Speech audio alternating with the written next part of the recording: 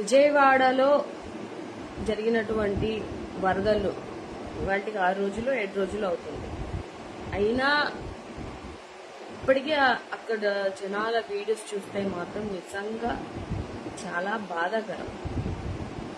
పైన రోడ్ల మీద లేకపోతే ఫ్రంట్ లో ఇచ్చేసారు, కానీ లోపలికి వెళ్ళి ఎవ్వరు వైఎస్ఆర్ కాలనీ అని కొన్ని కాలనీస్ అంటే నేను వీడియోస్ చూస్తున్నాను కదా, అండ్ పర్సనల్ గా అక్కడ ఉన్న వాళ్ళతో కూడా నేను కనుక్కుంటున్నాను కూడా, కానీ జరగాల్సినటువంటి ఏదైతే వాళ్ళకి హెల్ప్ అనేది జరగట్లేదు.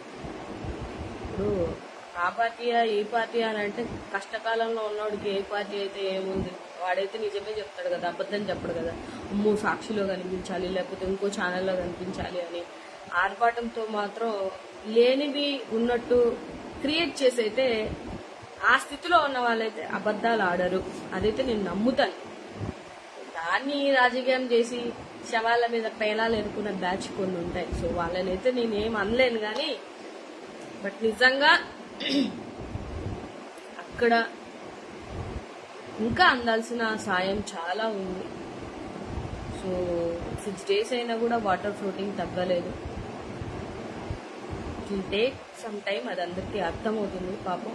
కానీ వాళ్ళకి ఇవ్వాల్సినటువంటి ఏదైతే గవర్నమెంట్ నుంచి అందాల్సినటువంటి సహాయం, ఫుడ్ అవే కాదు.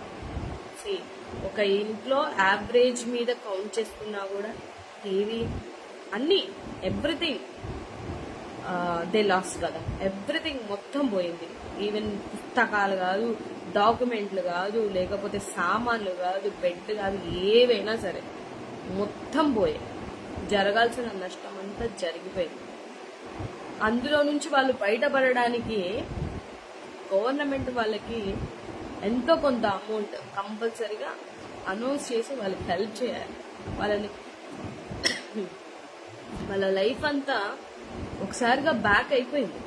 మళ్ళీ వాళ్ళు అదంతా మళ్ళీ డెవలప్ చేసుకోవడానికి, అవన్నీ కొనడానికి అట్లీస్ట్ 5 to 6 years పడుతుంది.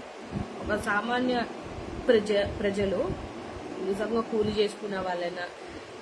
చేసుకునే వాళ్ళకైనా వాళ్ళ పిల్లల్ని బట్టి, బేసిక్గా వాళ్ళ పిల్లల్ని బట్టి వాడెక్కడో పక్కింటికి వెళ్ళి టీవీ చూస్తుంటాడు.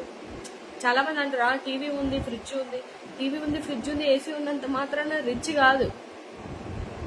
అవి కన్సిడర్ చేసుకోకండి. అవి మినిమం థింగ్స్, ఒక మనిషి ఉండడానికి మినిమం థింగ్స్. అవి ఎంత గొడ్డు కష్టం చేసుకున్న మనిషి అయినా, రోజు కూలి అయినా కూడా అవి మన ఇంట్లో ఉండాలి అనుకుంటుంది. ఎందుకంటే వాడికి అది డ్రీమ్. మనకంటే బెంచ్లో